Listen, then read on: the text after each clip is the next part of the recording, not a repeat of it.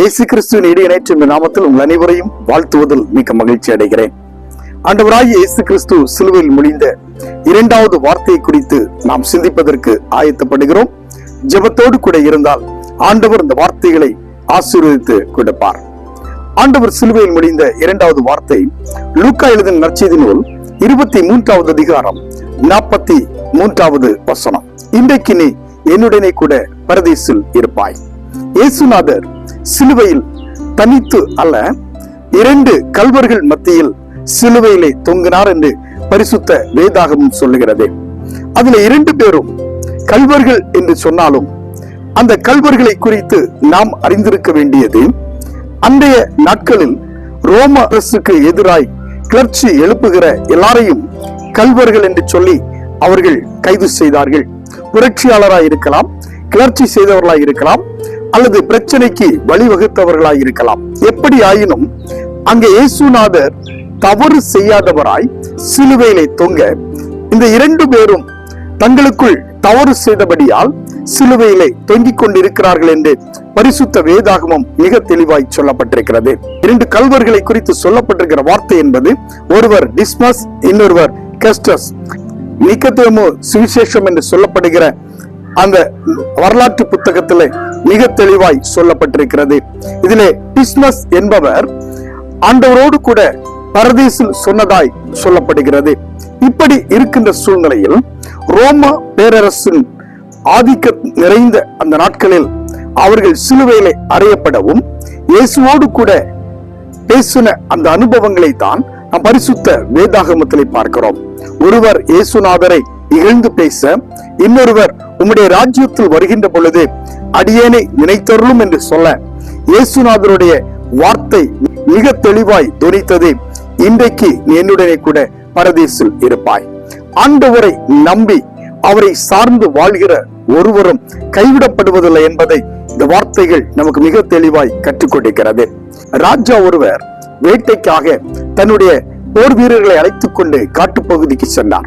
அங்கே காட்டுப்பகுதியில் வேட்டையாடுவதற்காய் சென்ற ராஜா, தூரத்தில் ஒரு விலங்கு தண்ணீர் குடிக்கின்ற சத்தம் ஒன்று கேட்டது. அந்த காட்டு விலங்கின் சத்தத்தை கேட்ட அந்த ராஜா உற்று கவனித்தார். மிகவும் கொடூரமான ஒரு விலங்கு தண்ணீர் குடிக்கின்ற அந்த சத்தத்தை உன்னிப்பாய் கவனித்தார். தூரத்தில் இருந்து கொண்டே தன்னுடைய கரத்தில் இருந்த ஒரு அம்பை எடுத்து அந்த விலங்கின் சத்தம் கேட்ட பகுதிக்கு நேராய் அம்பை வில்லிலே நானேற்றி அப்படியே எய்து விட்டார். வேகமாய் சென்று அந்த காட்டு விலங்கின் மேல் அந்த அம்பு பட, ஐயோ அம்மா என்று கத்துகிற ஒரு சத்தம் கேட்டது. பயந்து போன ராஜா வேகமாய் ஓடி சென்று பார்த்தார். ஒரு வாலிபன் அம்பு பட்டு அப்படியே கீழே விழுந்து கிடப்பதை பார்த்தார். உள்ளத்திற்குள் வேதனை, உள்ளத்திற்குள் வலி. ஐயோ, ஒரு வாலிபனை கொலை செய்து விட்டோமே. நேராக அந்த வாலிபனை தூக்கி தன்னுடைய மடியிலே வைத்துக் கொண்டு, உன்னை நான் என்ன செய்வது என்று தெரியவில்லை, நான் என்ன செய்ய தவித்த ராஜா அங்கிருந்த மருத்துவர்களை அழைத்தார்.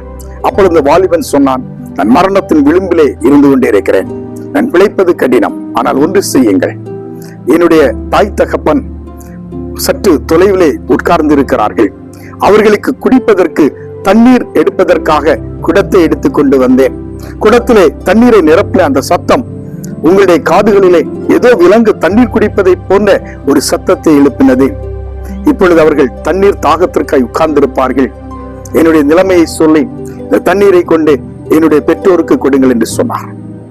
இதை கேட்ட ராஜா செய்கிறேன் என்று சொல்லிவிட்டு தண்ணீர் குடத்தோடு ஓடோடி சென்றார். அவர் அங்கே செல்கின்ற நேரத்தில் இந்த வாலிபனுடைய உயிர் பிரிந்தது. அந்த இடத்துல போய் பார்த்தால் 2 பார்வையற்ற தாய் தகப்பன் உட்கார்ந்து இருக்கிறார்கள். இந்த 2 பேரையும் பார்த்த உடனே இந்த ராஜாவுக்கு செய்வதறியாது திகைத்தார். இவருடைய சத்தத்தை கேட்ட அந்த பெற்றோர் ராஜாவை பார்த்து, தண்ணீர் கொண்டு வந்தாயா மகனே என்று கேட்க, ராஜா சொன்னார், இல்லை, உங்களுடைய மகன் வரவில்லை, மரித்து போய்விட்டான். ராஜா உங்கள் முன்பாக நின்று கொண்டிருக்கிறேன். இந்த நாட்டை ஆளுகின்ற ராஜாவாகிய நான் தவறு இழைத்து விட்டேன். இப்பொழுதோ என்னுடைய கரத்திலே தண்ணீர் இருக்கிறது, குடித்துக் கொள்ளுங்கள். நான் உங்களுக்காய் ஒன்றே ஒன்று செய்ய முடியும். பை நிறைய பொற்காசுகளை எடுத்து ஒரு தட்டிலே வைத்தார். இன்னொரு தட்டிலே தன் இடுப்பில இருந்த உரைவாளை எடுத்து வைத்து விட்டு சொன்னார், உங்களுக்கு 2 வாய்ப்பு தருகிறேன். இந்த பொற்காசுகளை எடுத்துக்கொண்டு நல்லதொரு வாழ்க்கையை தேடிக்கொள்ளுங்கள். இல்லை என்றால் என்னை தண்டிக்க வேண்டும் என்று நினைத்தால் இந்த தட்டில் இருக்கின்ற வாளை எடுத்து என்னுடைய கழுத்தை அறுத்து கொன்று விடுங்கள். இதை தவிர எனக்கு ஒன்றும் செய்ய தெரியாது என்று சொல்லி மண்டியிட்டு நின்றான். தகப்பனார் எழுந்து ராஜாவை கையிலே அணைத்துக் கொண்டு சொன்னார், உங்களை தண்டித்து விட்டால் இந்த நாடு ஒரு நல்ல அரசனை இழந்துவிடும். என்னுடைய மகன் திரும்ப கிடைக்க போவதில்லை. அதே நேரத்தில் நான் இந்த பொற்காசுகளை எடுத்தேன் என்று சொன்னான், என்னுடைய மகனுடைய உயிருக்கு நான் விலை பேசினதாகிவிடும்.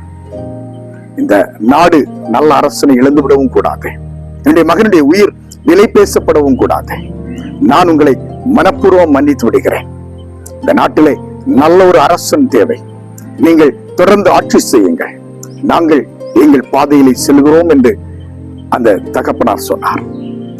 அரசன் அந்த 2 தாய் தகப்பனையும் வயோதிப நிலையில் இருந்த பார்வையற்ற அந்த பெற்றோரை அப்படியே தன்னுடைய அரண்மனைக்கு அழைத்து சென்று மிகவும் நேர்த்தியாய் கவனித்தார்.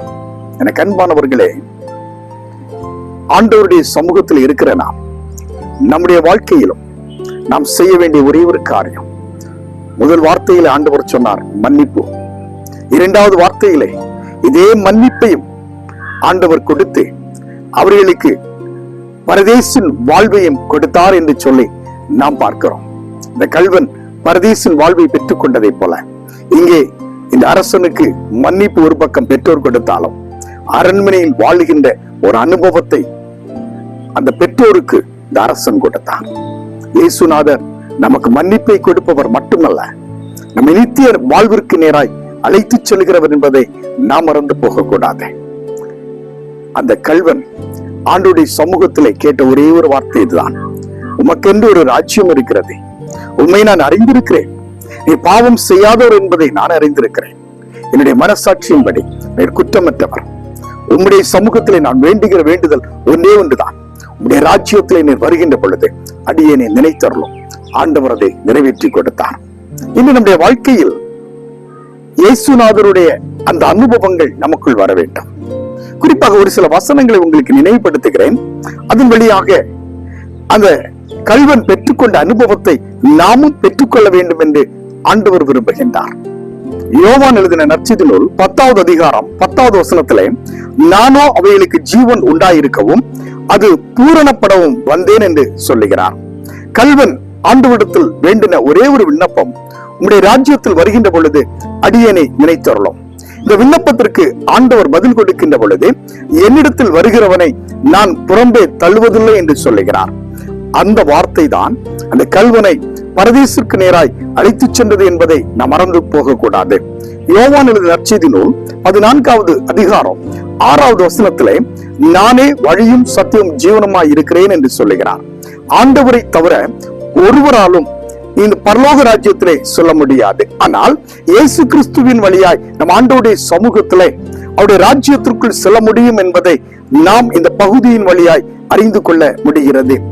தானாகவே ஒரு கள்வன் முன்வந்து ஆண்டவருடைய சமூகத்திலே தன்னை தாழ்த்துகிறான் என்று சொன்னால் ஆண்டவருடைய அன்பையும் அவருடைய வழியையும் அறிந்திருக்கின்றான். யோவான் 14வது அதிகாரம் முழுவதையும் படித்து பார்த்தால் தெரியும். இயேசுநாதர் அழகாய் ஒரு வார்த்தையை சொல்லுகிறார், நான் போய் உங்களுக்காக ஒரு இடத்தை ஆயத்தப்படுத்தி மீண்டும் உங்களை அழைத்து செல்வதற்காய் நான் வருவேன் என்று சொல்லுகிறார்.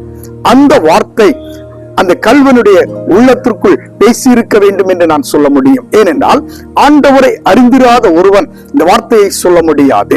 அவன் மிக தெளிவாய் சொல்லுகிறான், உம்முடைய ராஜ்யம் என்பது உண்டு என்பதை நான் அறிந்திருக்கிறேன், நீர் குற்றமற்றவர் என்பதை அறிந்திருக்கிறேன். ஆகவே எந்த நிலையிலும் கடைசி நேரத்தில் அந்த கள்வன் மனம் திரும்பினான், ஆண்டவர் ஏற்றுக்கொண்டார் என்று ஒருபோதும் நான் சொல்ல முடியாது.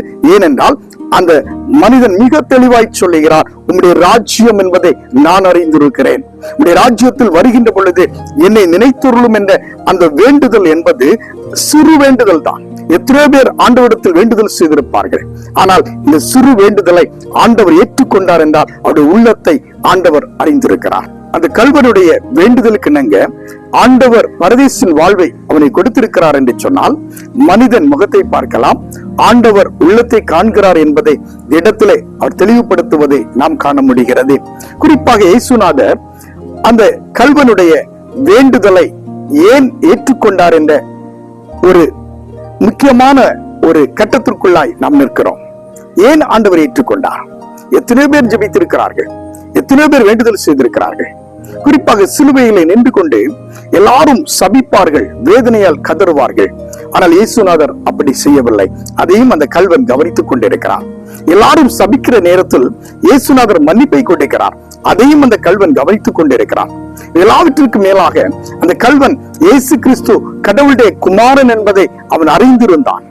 அறிந்திருந்தபடியால் அவர் இந்த உலக மீட்பர் என்பதை அவன் அறிந்து மிக தெளிவாய் சொல்லுகிறார், உம்முடைய ராஜ்யத்திலே வருகின்ற பொழுதே அடியேனை ஏற்றருளும் என்று சொல்லுகிறார். காரணம் என்ன?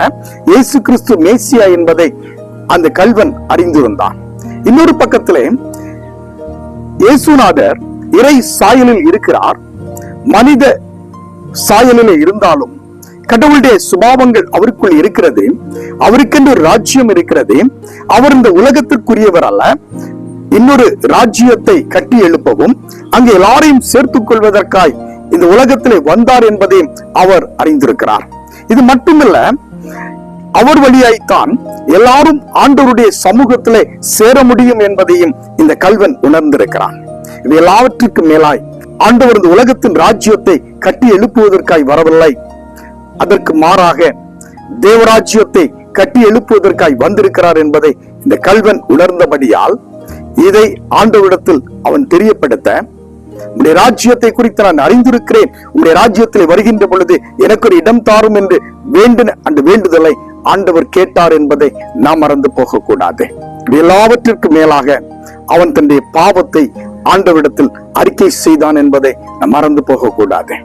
ஏனென்றால் அவன் சொல்லுகின்ற பொழுது, நான் இந்த தண்டனையை பெற்றுக் கொள்வதற்கு அருகதை உடையவன், ஆகவே இந்த பாவ சிலுவையிலே நான் தொங்கிக் கொண்டிருக்கிறேன். ஆனால் இங்கே இருக்கின்ற இந்த ஆண்டவர் பாவம் செய்யாதவர், இந்த பாவத்திற்குட்பட்டவர் அல்ல. அவருக்கு இந்த தண்டனை கிடைக்க வேண்டியது அல்ல. இருந்தாலும் அவர் இதை பெற்றுக் கொண்டிருக்கிறார் என்பதை அவன் உணர்ந்து ஆண்டவரிடத்தில் தன்னுடைய நிலைமையை அறிக்கை செய்ததை நாம் அந்த பகுதியிலே பார்க்க முடிகிறது. எனக்கு அன்பானவர்களே, அநேகர் அந்த சிலுவை பாடுகளை குறித்து சொல்லுகின்ற பொழுது அந்த மனமாறிய கல்வன் கடைசி நேரத்திலே மனமாறினபடியால் அவன் பரலோக ராஜ்யத்திலே எடுத்துக் கொள்ளப்பட்டான் என்று சொல்லுகிற செய்திகளை நாம் கேட்டிருக்கலாம். ஆனால் அவன் கடைசி நேரத்தில் மனமாறினவன் அல்ல.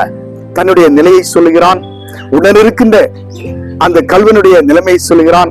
இயேசுநாதரை குறித்து அறிந்திருக்கிறான், ராஜ்யத்தை குறித்து அறிந்திருக்கிறான், உலகத்தின் மேசியா என்பதை அறிந்திருக்கிறான்.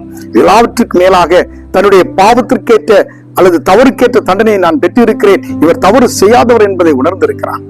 எல்லாவற்றையும் அறிந்து ஆண்டவருடைய சமூகத்திலே மண்டியிட்டு தாழ்ந்து பணிந்து, ஆண்டவரே இந்த ராஜ்யத்தில் என்னை சேர்த்துக் கொள்ளும் என்று சொல்லி வேண்டுதல் செய்வதை நாம் பார்க்க முடிகிறது.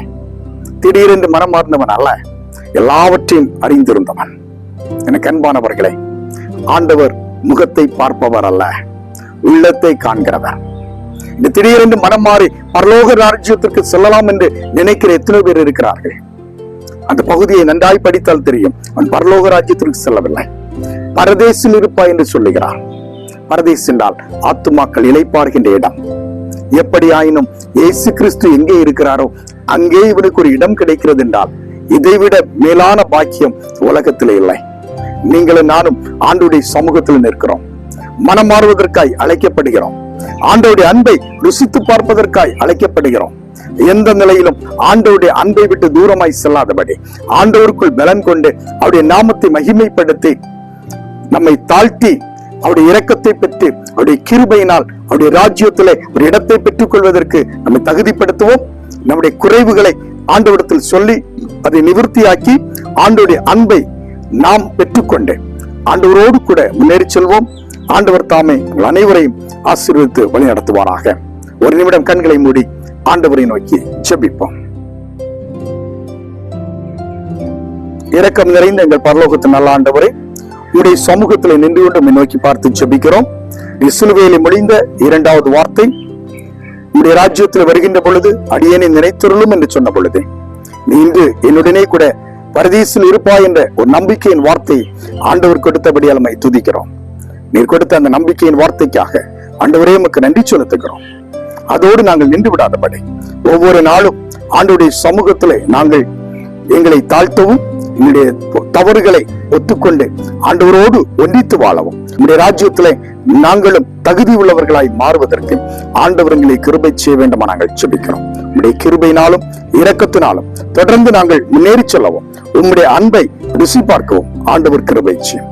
நீர் சிலுவையிலே முடிந்த இரண்டாவது வார்த்தையிலே நீர் எங்களுக்கு ஒரு ராஜ்யத்தை ஆயத்தப்படுத்துகிறீர் என்பதை உணர்ந்து கொள்ள நீர் கிருபை செய்தீர். அதை நாங்கள் பெற்றுக்கொள்வதற்கு ஆண்டவர் எங்களை ஒவ்வொரு நாளும் தகுதிப்படுத்துகிறபடியால் ஆண்டவரே உமக்கு நன்றி செலுத்துகிறோம், ஸ்தோத்திரிக்கிறோம்.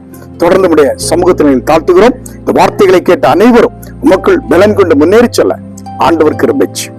இயேசு கிறிஸ்துவின் வழியாய் வேண்டுகிறோம், ஜெபம் கேளும் நல்ல பிதாவே, ஆமென். கிறிஸ்து இயேசுவுக்குள் என மிகவும் அன்பானவர்களே, இந்த நேரத்தில் ஒரு விசை கூட உங்கள் அனைவரையும் வாழ்த்துகிறேன். ஆண்டவர் சிலுவையிலே மொழிந்த இரண்டாவது வார்த்தையை குறித்து சிந்தித்தோம். உண்மையாகவே இந்த வார்த்தை உங்களுக்கு பிரயோஜனமாய் இருந்திருக்கும் என்று நான் நம்புகிறேன். அப்படி பிரயோஜனமாய் இருந்தால் மற்றவர்களுக்கு பகிர்ந்து கொடுங்கள்.